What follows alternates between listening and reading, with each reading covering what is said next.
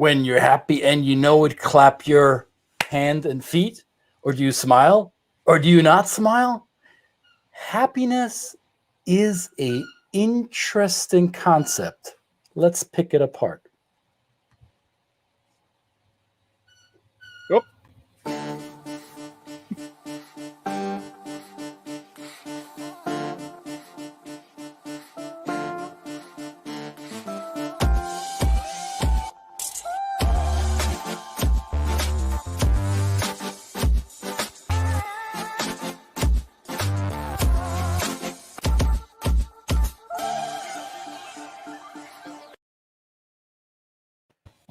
Two traps, many cultures, and we're happy.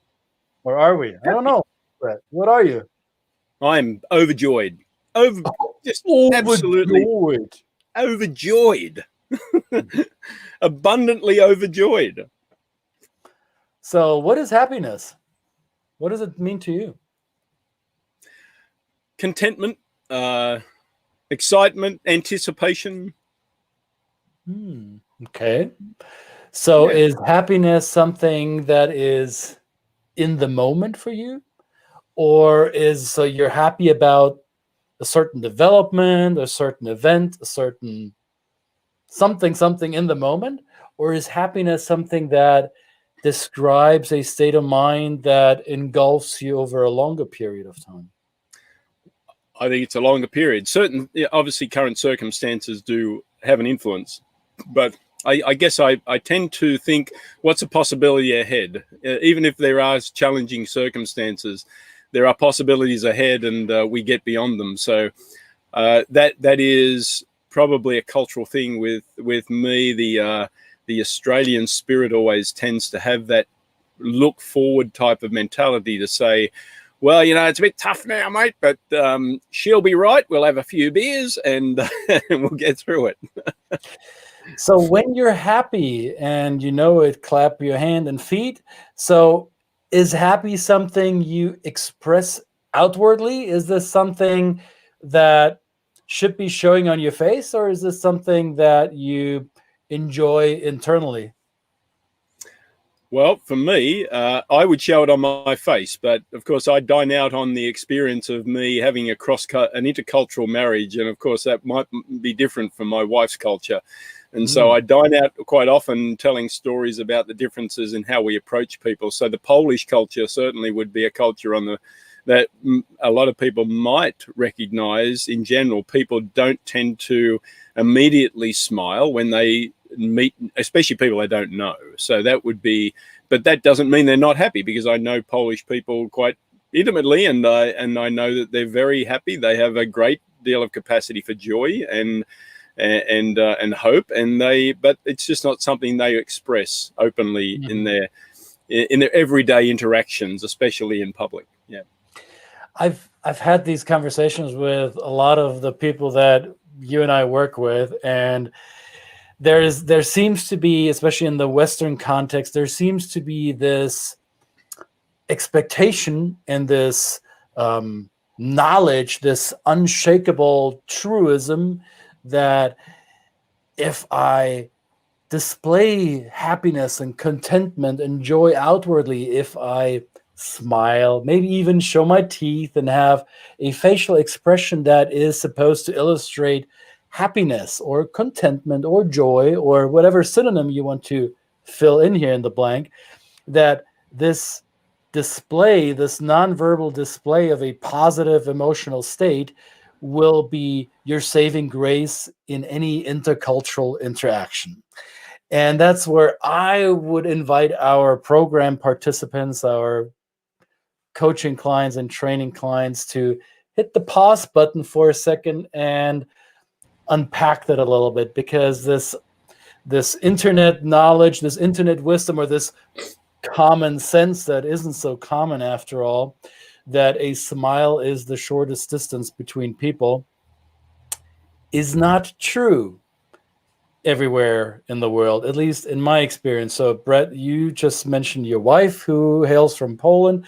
I think many other Central and Eastern European cultures would fall into a similar behavioral basket, where a a smile, at least without context, without being teed up and being packaged in the right environment, may be viewed as something, well, as what, Brett? I know you had an experience where you walked the Polish countryside and had your happy-go-lucky face, your Aussie face on, and did that serve you? No, it doesn't normally, especially if you're in, it might serve you quite well in the larger cities now, because they're used to a lot of people from foreign cultures coming in, and they have an experience, and even I guess the younger Polish generation is quite open, and they smile a lot, and they have friendly interactions. But I think in the more traditional countrysides of Poland, you will find that I've kind of had to check my Australianness at the door, or at the airport gate, because if I walk through the village that my wife is from, down the back alleys, and find a wonderful old lady working on her garden, then I might, my tendency to be a very open and friendly person, even now I can speak a lot of the language, sometimes gets me a few suspicious looks. Who is this crazy guy walking around the village?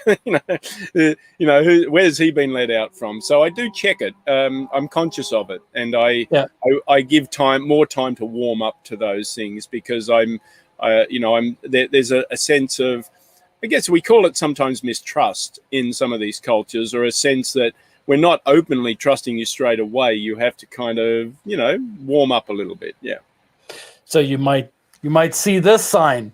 That's right. Yeah. This would be very appropriate in a lot of places in some parts of Europe that I've been to, for sure. Yeah.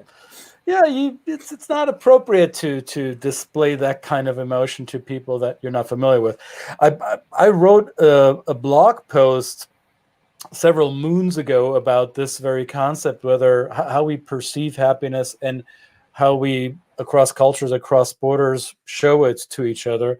And I stumbled upon interesting research, and it very much confirmed, science very much confirms the anecdotal evidence that you and I have, that a smile might actually make you appear not trustworthy, because you may be seen as somebody who's either a little mentally unstable, or as somebody with a hidden agenda that is yet to be figured out. And do I trust you? I'm not so sure yet. So there are variants of how much smiling is appropriate in different cultures. And I think the definition of the term happy is something that needs to be considered there as well. I don't speak Mandarin Chinese, and I came across this image during the writing of the article. So you see here, happy and happiness in the English context falls into this good mood area, and maybe overlaps. So you are happy in the moment, so that's a good mood thing. And if you're talking about happiness in general, that's the central image here that overlaps, it bleeds over into this good life circle. Now, if you translate happiness into Mandarin Chinese, you get multiple variations of translation, one of them being Xingfu. And forgive me if I'm not pronouncing it properly. As I said, I don't speak Mandarin, but Xingfu does not relate to the happiness in the very moment. It relates to having meaning in life, having purpose, living a good life, living an obedient life, living a life to be in service and of service to others, and being in harmony with one's environment, right? So that is a completely different concept of what happy and happiness means. So can you say, and there are these annual surveys of global happiness index, or whatever they're called, and I tend to smile at those and think, yeah, what exactly are you measuring, and how are you presenting the concept of happy to the people you present with this survey? So I'm a little bit torn here. Yeah, I think that image is fascinating, because there's a lot of history, and I'm fascinated with Chinese history. I think there's a lot of history that guides the soul of a Chinese person that I probably would never understand as a Westerner. But you can read a lot of it, and a lot of it is around that internal peace, that internal direction, and honor, respect for yourself, respect for other people, the interest in the health and well-being of other people around you that brings you happiness rather than your own personal happiness, which you can get in to various degrees as you go through life. But unless you've got the internal settlement, we should probably bring one of our wonderful learned colleagues who is from that culture to tell us more about that, a whole nother episode perhaps, because that tends to be, I've got the small book, the 𝙬, which is a book that was written 1800 years ago, but when you read through that, you think to yourself, well, there is so much that's applicable in the psychology of just self-happiness, internal contentment that people will search for, and yet that book is certainly not contemporary when you're talking about when it was written. Right. And I mean, I talked about it. I mentioned briefly the blog article that collected some of these research pieces, and that probably the links in that article will lead you to further reading around the research that has been done. So I'm not the smart person, somebody else is. I just collected it. So if that's something you want to read up on, I put it in a short link here. So just go to that, and I'm just gonna copy and paste the link in the comment box as well. So whenever you get a chance, folks, and you want to deepen your learning or interest around that, it should be now in the comment box. There it is. Either way, take a look at that, because it was fascinating to me, because I, for the longest time, wasn't thinking about that. I've become so Americanized. So yet I come from a Central European culture, Germany, where public smiling is not necessarily frowned upon, or people won't misconstrue it as untrustworthiness, a lack of trustworthiness. That's not the case. People may just be surprised by the American or North American friendliness, or maybe American overall, South and North American friendliness. So I adopted some of that during my time here in the US, and I catch myself being quote unquote American when I come back to Europe, and I don't get the same response. So that's when I began recognizing that the smile thing, tricky concept. And right. My friends and family, when they catch this, they make these snide comments about, well, Christian, have you become a bit Americanized, haven't you? All right. Okay, toothpaste smile, which I don't. But hey, side note, I went to the dentist last week. It did not hurt, and they gave me a good bill of dental health. Nice. And you've got your smile license. You can do it. Oh, well, I do my best. Yes.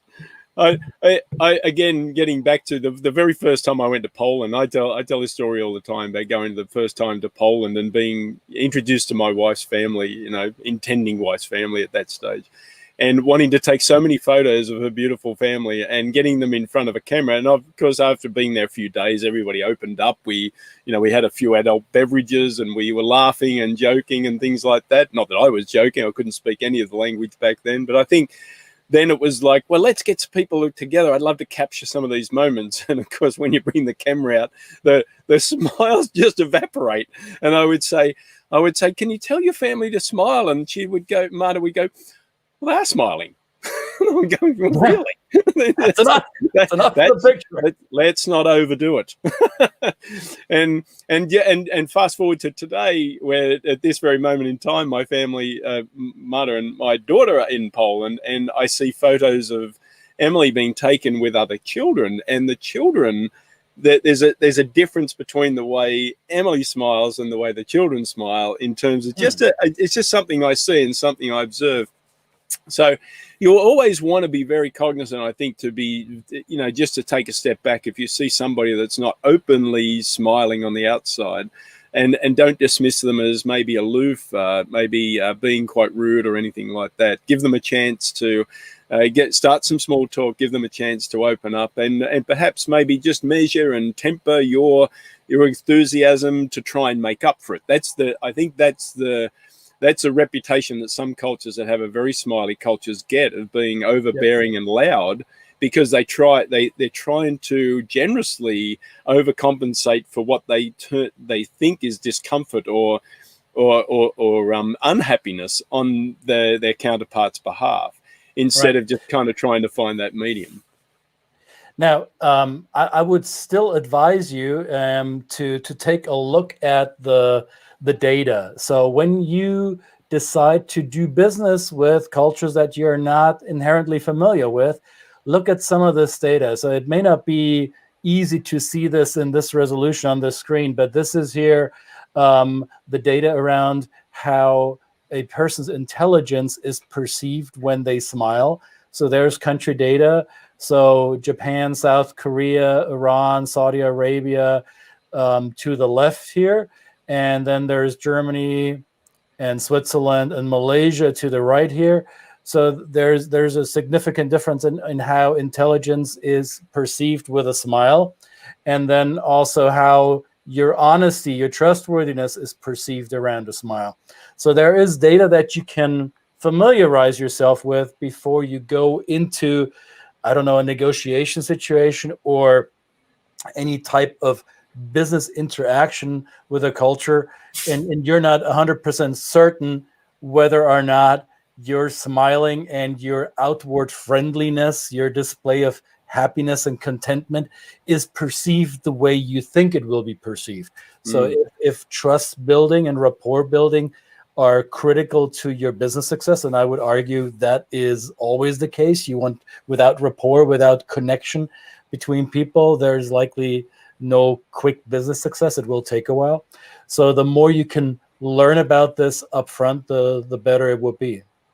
Yep. And also, if you're a leader, this is critically important when you're a leader, of course, and that's to actually be able to measure or be cognizant of the people you're leading, so that you're not intimidating them maybe, or underwhelming them in their expectations of you. So you have to be kind of know where you fit in that style range. So yeah. Well, you see Karen here. Karen says she quotes, I'm not sure whom she's quoting, but she's given us a quote saying, "No one needs a smile more than the person who hasn't one to give." That may be very much the case in cultures where smiling is a rewarded behavior in society. And as we said before, if you live and interact in a society where smiling isn't always a rewarded behavior, then a not smiling face, a resting face, may not mean that the person has no smile to give. It may simply mean that smiling isn't the behavior that they like to display. Yeah, the grinning idiot. That's a good way of putting it. Yeah, the grinning idiot. I've been one of those. So have I. Once or twice, maybe 3 or 4. I don't remember all of those moments. No. I've been in that situation too. Absolutely. All right. Yeah. So whether you smile or not, think about it first. Do your research, whether it's relevant in the cultures that you interact with. And most of all, do not assume that your smile will be received the way you expect it to. So if in doubt, go back, do your research, go back to the books, go back to people who might be able to help you decipher behaviors that you're unfamiliar with, like that guy over there. He knows that stuff. And, tell us what your default is, you think. Just be cognizant of when you meet somebody next time. What are you doing? What are you displaying? Are you smiling? Are you not? Are you talking a lot? Are you projecting? What are you projecting? Try and maybe be cognizant of that. Maybe you could take a selfie and just see what is comfortable for you in terms of what you. But selfies are hard because we always selfies are those things that we want to project positive and a great and a great outward expression, right? Yeah, no worries. All right, that's enough silliness for one day. Thank you very much. And Sue says, what was the question? Well, Miss Kallenbach Shinomiya. Yeah, the Japanese. Next time you want to start watching the episode from the beginning, then you will be completely in the loop. And now you'll be watching the replay because it's going to be just as fun again when you watch the replay. All right. You notice we're not smiling, so we're upset that you came late. All right. Happy Monday, everybody. Be motivated for the rest of the week. It'll be worth it. Smile if you want to. Smile if you have to. And bite your lip if it's not worth it. So find the right medium for yourself. See you later. Bye. Bye-bye.